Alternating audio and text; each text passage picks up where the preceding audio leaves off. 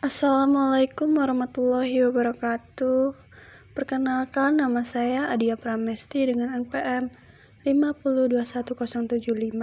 Di sini saya akan membawakan materi dari kelompok 5 dengan judul Elemen-elemen Kurikulum 2013, Kurikulum Darurat, dan Kurikulum Merdeka. Elemen-elemen kurikulum 2013. A. Standar kompetensi lulusan. SKL adalah penjabaran pencapaian yang harus dimiliki oleh siswa setelah mengikuti proses pembelajaran. Sedangkan kurikulum 2013, penentu SKL mengacu kepada analisis kebutuhan dengan mempertimbangkan tantangan internal dan eksternal yang terjadi saat ini dan yang terjadi di masa yang akan datang. Setelah SKL dirumuskan, barulah diturunkan menjadi mata pelajaran atau struktur kurikulum. B. Standar isi. Standar isi merupakan materi yang harus diberikan kepada siswa untuk mencapai SKL. Pada standar isi ini ada 3 kompetensi yang harus dicapai, yakni kompetensi sikap, pengetahuan, dan keterampilan. Jika pada kurikulum KTSP kita mengenal standar kompetensi dan kompetensi dasar, maka pada kurikulum 2013 terdapat perubahan, yakni kompetensi inti dan kompetensi dasar. Kompetensi inti terdiri atas 4, yakni kompetensi inti 1 atau spiritual, kompetensi inti 2 sosial, kompetensi inti 3 pengetahuan, dan kompetensi inti 4 keterampilan.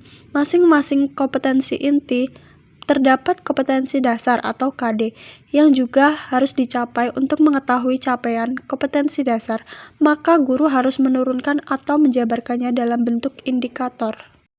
C. Standar proses, yakni mengandung sistem atau cara bagaimana kita menyampaikan materi kepada siswa. Pada kurikulum KTSP, standar proses terfokuskan pada eksplorasi, elaborasi, dan konfirmasi. Sedangkan pada kurikulum 2013 dilengkapi dengan mengamati, menanya, mengolah, menyajikan, menyimpulkan, dan menciptakan. Pendekatan yang digunakan adalah pendekatan saintifik ilmiah. Belajar tidak hanya terjadi di ruang kelas, tetapi juga di lingkungan sekolah dan masyarakat. Guru bukan satu-satunya sumber belajar, dan sikap tidak diajarkan secara verbal, tetapi melalui contoh dan teladan. Elemen-elemen kurikulum darurat. A. Standar kompetensi lulusan, yakni yang diselenggarakan oleh pemerintah agar berfokus pada kompetensi esensial dan kompetensi persyaratan bagi kelanjutan pembelajaran di tingkatan selanjutnya. B. Standar isi. Kurikulum darurat meliputi kesederhanaan, kejelasan, prioritas, dan aktivitas.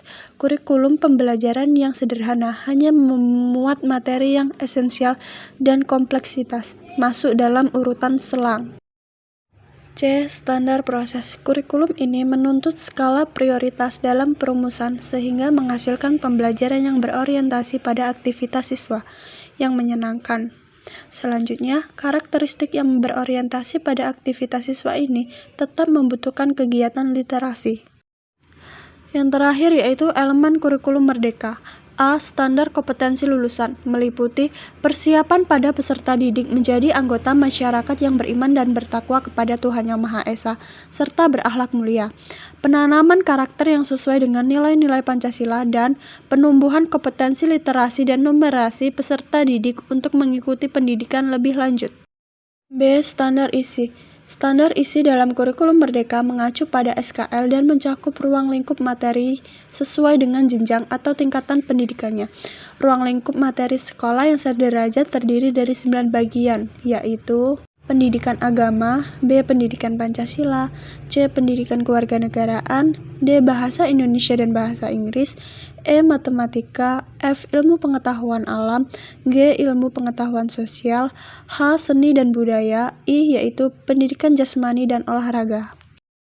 C. Standar proses. Pada kurikulum merdeka sama dengan standar proses di dalam kurikulum 2013 yang terdiri atas perencanaan, pelaksanaan, dan penilaian proses pembelajaran. Namun perbedaannya terlihat bahwa kurikulum merdeka pelaksanaan pembelajaran diselenggarakan dengan suasana belajar yang interaktif, menyenangkan, menantang, memotivasi peserta didik untuk berpartisipasi aktif dan memberikan ruang yang cukup bagi prakarsa, kreativitas, kemandirian sesuai dengan bakat, minat, dan perkembangan fisik.